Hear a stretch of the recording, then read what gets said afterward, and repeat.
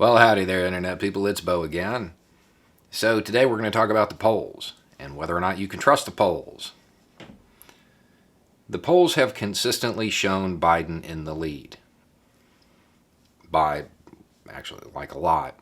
The statistical analysis of the polls shows that Biden has an incredibly high chance of winning.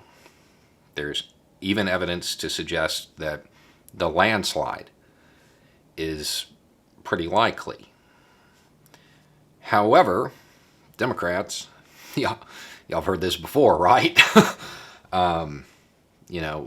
Clinton was in the lead, and we all know what happened.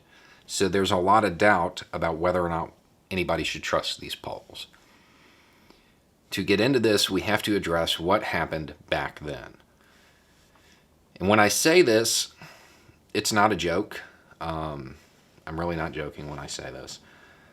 Pollsters undercounted uneducated voters. That's what happened. Their term, not mine. They undercounted white voters who did not have a college degree. They didn't weight them heavily enough. They have fixed that, theoretically. I want to stop here and point something out. I think that's a really bad term. You can not go to college and be educated. You can go to college and not be educated.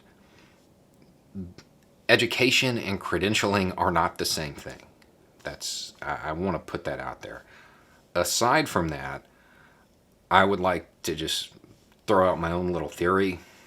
I don't think it has anything to do with education level. I think that's just representative of something else. If you go to college, if you go to a university, you are more likely to have traveled.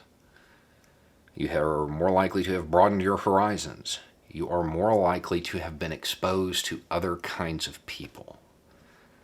That makes you less susceptible to Trump's particular brand of fear-mongering. That's what I think it is. That's why I think that disparity exists. But the pollsters say otherwise. Either way, they have fixed that problem. So they say. They're weighting uneducated voters more heavily. At the same time, it should be noted that whites without a college degree make up a smaller percentage of the voting populace now than they did 4 years ago. So, yes, trust the polls, but also no, because polling isn't magic. It's not a crystal ball, doesn't actually see into the future. Pollsters create their forecast based on what people say during the polls. If people don't do what they say, then the poll, it's going to be wrong. The forecast will be wrong. One of the things that I think may have played into 2016, in addition to negative voter turnout, which is people showing up to vote against Clinton, I think there were a lot of people who were like, Clinton's up in the polls, I'm going to eat a snack and take a nap. She's going to win. And she didn't.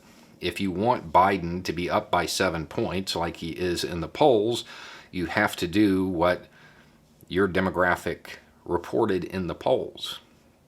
It's really that simple. So yes, trust the polls because they fixed the statistical issue. But no, don't trust them because they don't actually mean anything.